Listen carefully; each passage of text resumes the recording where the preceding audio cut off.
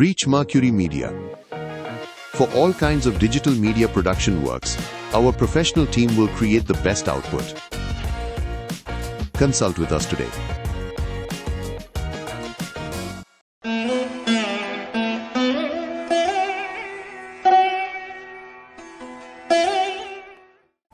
ஓம் சரணாகத தீனார்த்த பரித்ராண பராயணே சர்வஸ்யார்த்திகரே தேவி நாராயணி நமோஸ்துதே. வணக்கம் நேயர்களே, இது மகாலட்சுமி ஜோதிடம் வழங்கும் காலச்சக்கரம். உங்கள் அன்பு ஜோதிடர் ஸ்ரீராம்ஜி பேசுகிறேன்.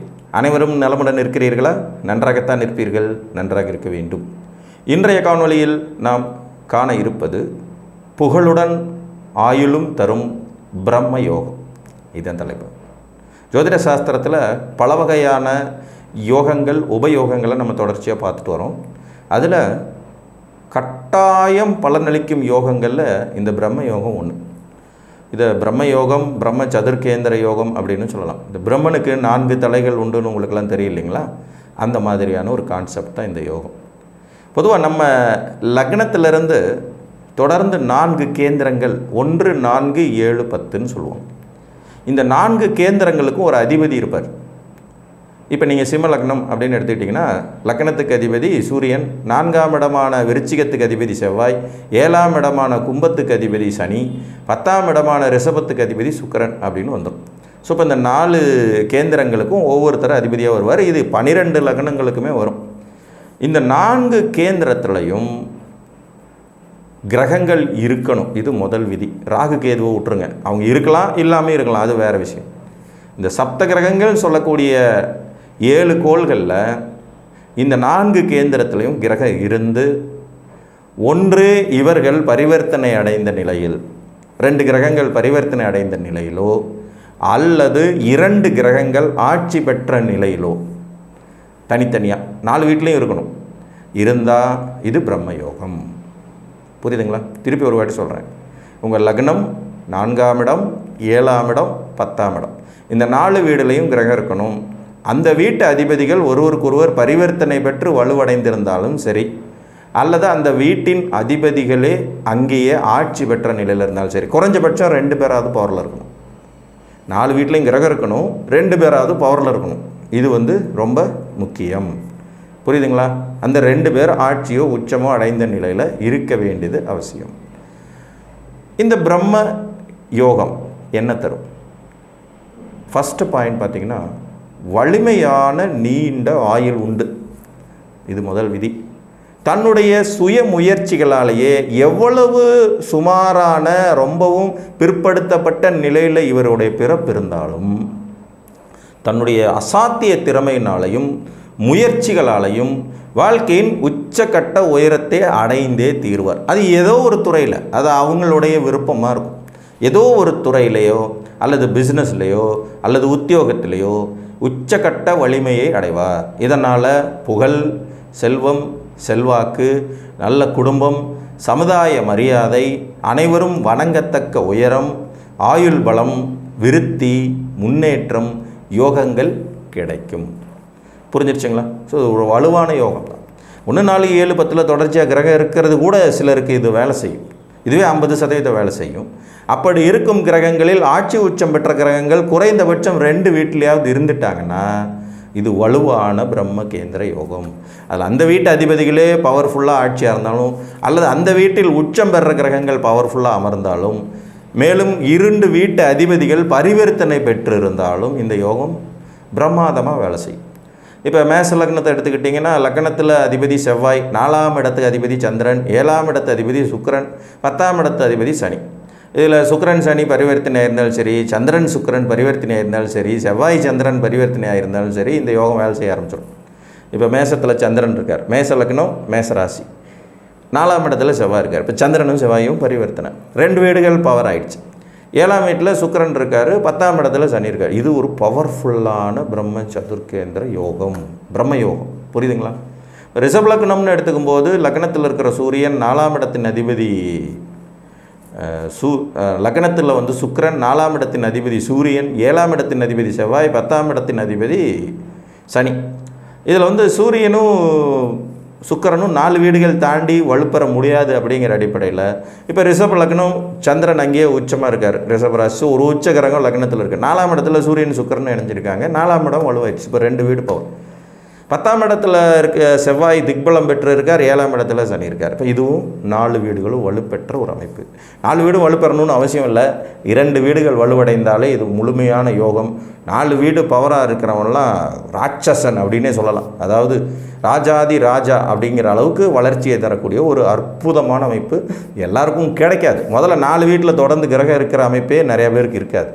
அப்படி 1, 4, 7, 10 கிரகங்கள் இருந்து அதில் குறைந்தது 2 வீடுகளாவது வலுப்பெற்ற நிலையில் இருந்துட்டா நீங்கள் கட்டாயம் வாழ்க்கையின் உயர் மட்டத்தை எட்டி பிடிக்க தகுதி உடையவர் தான். எத்தனை முறை கீழே விழுந்தாலும் எந்திரிச்சு நின்று ஜெயிக்கிற தகுதி உங்களுக்கு உண்டு. உங்களுக்கு பேக்ரவுண்டு பின்புலம் பேரண்ட்ஸோட சப்போர்ட்டு மற்றவங்க சப்போர்ட்டெல்லாம் எதுவுமே தேவையில்லை. உங்கள் ஜாதகமே உங்களை உயர்த்தி விடும். இதில் மாற்று கருத்தே கிடையாது.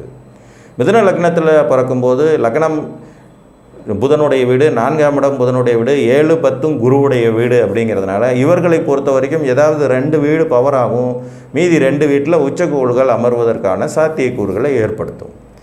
அது ஒரு மாதிரி கலப்பு பலன் அப்படிங்கிற மாதிரி வரும். ஏன்னா இந்த 4 உபய வீடுகளில் 2 பேரில் வலுப்பெறதில் ஒருத்தர் புதன், இன்னொருத்தர் சுக்கிரன். இவங்க 2 பேரும் தனித்தனியாக 7 வீடு தாண்டி இருக்கவே முடியாதுங்கிறனால வலுப்பெற்ற பௌர்ணமி அமைகிறது. இப்போ இந்த உதாரணம் பாருங்கள். ஒரு மிதுன லக்ன ஜாதகம் 4ஆம் இடத்துல பௌர்ணமி சந்திரன் இருக்கார். 4ஆம் இடத்துல பௌர்ணமி சந்திரன் நல்ல பவர்ஃபுல்லான பௌர்ணமி சந்திரன் இருக்கார். 7ஆம் இடத்துல அதாவது 10ஆம் வீட்டில் சந்திரனுக்கு 10ஆம் இடத்துல புதனும் சுக்கிரனும் இருக்கிறாங்க. புதன் சுக்கிரன் சூரியன் 3 பேருமே இருந்தாடுறாங்க. 7ஆம் இடத்துல குரு அமர்ந்திருக்கார். ஆட்சி பெற்ற குரு. லக்கணத்தில் சனி பகவான். இப்போ 1, 4, 7, 10 கிரகம் இருக்குது. இதில் 3 வீடுகளில் வலுவான கோள்கள் இருக்குது. 1 4ஆம் இடத்துல திக்பலம் பெற்ற பூரண பௌர்ணமி சந்திரன், 7ஆம் இடத்துல ஆட்சி பெற்ற குரு, 10ஆம் இடத்துல உச்சம் பெற்ற பௌர்ணமி யோகத்தில் பார்த்துக்கிட்டு இருக்கக்கூடிய சுக்கிரன்.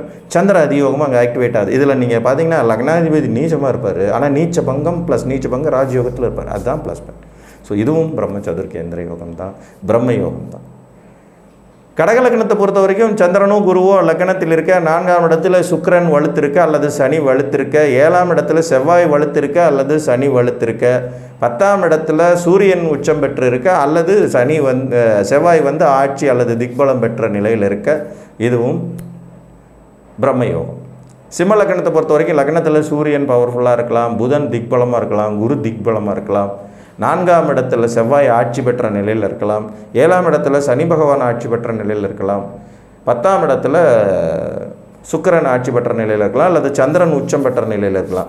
இதில் இந்த பவர்ஃபுல்லாக ஒரு கிரகம் அப்படிங்கிறதுல நீங்கள் சந்திரன் எப்பயுமே மறந்துடாதீங்க. பௌர்ணமி சந்திரன் உட்கார்ந்தார்னா அது பவர் தான். இந்த 4 வீடுகள் ஏதாவது ஒரு வீட்டில் பௌர்ணமி சந்திரன் அமர்ந்தார் என்றால் அந்த வீடு வலிமை அடைந்து விட்டது என்று அர்த்தம். அங்கே சந்திரனுடைய வலிமை ரொம்ப சிறப்பாக இருக்கும். அப்போ சந்திரன் பௌர்ணமி சந்திரனாக இருக்கணும்னா அந்த வீட்டுக்கு நேர் 7ஆவது வீட்டில் சூரியன் இருப்பார் கண்டிப்பாக. அப்போ அவரும் வலுவாக இருப்பார். பௌர்ணமி சந்திரனுடைய பார்வையின் திறனால் சூரியனோடவே எப்போவுமே சுற்றுற புதனும் சுக்கிரனும் அங்கே உட்காந்தாங்கன்னா அவங்களும் பவர் அடைவாங்கங்கிறது இது ஒரு சிறப்பு. கன்னிகா லக்னத்தை பொறுத்த வரைக்கும் லக்னாதிபதியும் 10ஆம் அதிபதியும் புதனாக வர, 4ஆம் அதிபதி 7ஆம் அதிபதியாக குரு வர்றாரு. ஸோ இந்த அமைப்புகளில் லக்னத்தில் புதன் உச்சம் பெற்ற நிலையோ, 4ஆம் இடத்துல குரு ஆட்சி பெற்ற நிலையோ, 7ஆம் இடத்துல புதனோ அதாவது 7ஆம் இடத்துல சுக்கிரன் வலுப்பெற்ற நிலையில் அமர்றது, குரு ஆட்சி பெற்ற நிலையில் அமர்றது, 10ஆம் இடத்துல புதன் வலுப்பெற்ற நிலையில் அமர்றது, இந்த 4 வீடுகளில் எங்கேனும் பௌர்ணமி சந்திரன் அமர்வதும் சிறப்பு. ஆனால் 1, 4, 7, 10 கண்டிப்பாக கிரகம் இருக்கணும். இல்லைன்னா வேலை செய்யாது. இதில் கிரகங்கள் வரிசையில் ராகு கேதுவை எடுக்க முடியாது. இதை நல்லா ஞாபகம் வச்சுக்கோங்க. துலா லக்னத்தை பொறுத்த வரைக்கும் லக்னத்தில் உச்ச சனி அல்லது ஆட்சி பெற்ற சூரியன், 4ஆம் இடத்துல உச்ச செவ்வாய் அல்லது ஆட்சி பெற்ற சனி, 7ஆம் இடத்துல உச்ச சூரியன் அல்லது ஆட்சி பெற்ற செவ்வாய், 10ஆம் இடத்துல ஆட்சி சந்திரன் அல்லது உச்சம் பெற்ற குரு. இந்த நிலையில் 4 வீடுகளிலேயும் பொதுவான வலுவான கோள்ங்கிறது பௌர்ணமி சந்திரனாகவும் எடுத்துக்கலாம். விருச்சிக லக்னத்துக்கு லக்னத்தில் செவ்வாய் வலுப்பெறுவது, 4ஆம் இடத்தில் சனி வலுப்பெறுவது, 7ஆம் இடத்தில் சுக்கிரன் அல்லது சந்திரன் உச்சச்சந்திரன் அமர்வது, 10ஆம் இடத்தில் சூரியன் அமர்வதுங்கிறது வலுவான ஒரு பிரம்மயோகமாக கருதப்படும். இதில் டெக்னிக்கல் வைஸ் சந்திரன் 4 வீடுகள் எங்கே இருந்தாலும் பவர்ஃபுல்லாக இருந்தார்னா அதுவும் வலுதான். தனுர் லக்னத்துக்கு லக்னாதிபதியும் 4ஆம் இடமும் குருவுடைய வீடுகள் ஆகிறது. 7ஆம் இடமும் 10ஆம் இடமும் புதனுடைய வீடுகளாகிறது. இதில் பார்த்திங்கன்னா லக்னத்தில் குரு இருந்தால் வலு, 4ஆம் இடத்துல குரு அல்லது சுக்கிரன் இருந்தால் வலு, 7ஆம் இடத்துல புதன் மட்டும் வலு, 10ஆம் இடத்துலையும் புதன் மட்டும் வலு.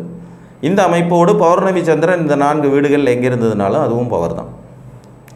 1 4 7 10 கிரகம் இருக்கணும், குறைந்தபட்சம் 2 கிரகங்கள் வலுவாக இருக்கணும். ஒரு பரிவர்த்தனை மூலமாக 2 வீடுகள் வலுவடைந்தாலும் சிறப்பு தான். இதுதான் இதுக்கான விதி. கிரகங்கள் வரிசையில் ராகு கேதுவை எடுக்க முடியாது, அவங்க கிரகங்கள் கிடையாது.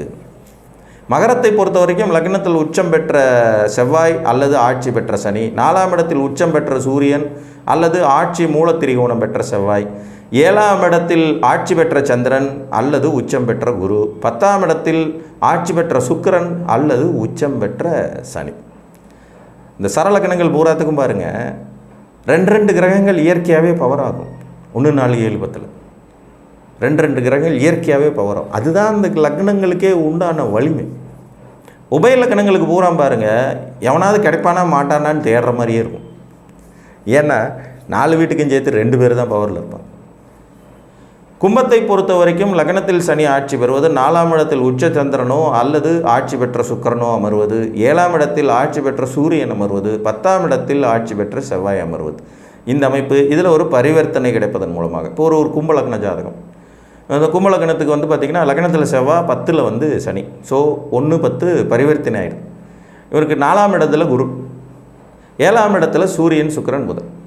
இப்போ 1 4 7 10 கிரகம் வந்துருச்சு. 1 7 10 வலுவடைந்தது.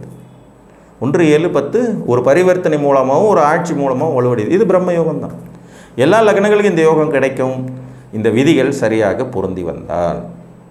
மீன லக்னத்தை பொறுத்த வரைக்கும் லக்னத்தில் குரு அல்லது சுக்கிரன் வலுப்பது, 4ஆம் இடத்தில் புதன் வலுப்பது, 7ஆம் இடத்தில் புதன் உச்ச வலுப்பெறுவது, 10ஆம் இடத்தில் குரு ஆட்சி வலுப்பெறுவது, அல்லது இந்த 4 வீடுகளில் எங்கேயாவது ஒன்றில் பௌர்ணமி யோகம் ஏற்படுவது, மற்ற 3 வீடுகளில் கிரகங்கள் இருப்பதுங்கிறதும் பிரம்ம யோகத்தை தரும்.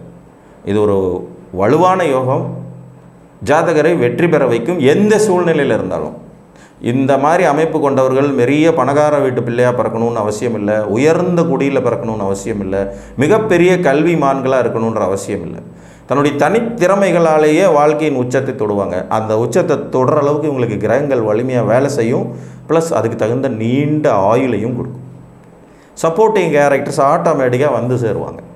அந்த மாதிரியான ஒரு வெற்றிகரமான இந்த பிரம்ம யோகம் உங்கள் ஜாதகத்தில் இருக்கிறதா என்பதை பார்த்து அறிந்து கொள்ளுங்கள் என்று கூறி, மீண்டும் ஒரு காணொலியில் உங்களை சந்திக்கும் வரை உங்களிடமிருந்து அன்புடன் விடைபெற்றுக் கொள்வது உங்கள் அன்பு ஜோதிடர் ஸ்ரீராம்ஜி. நன்றி, வணக்கம்.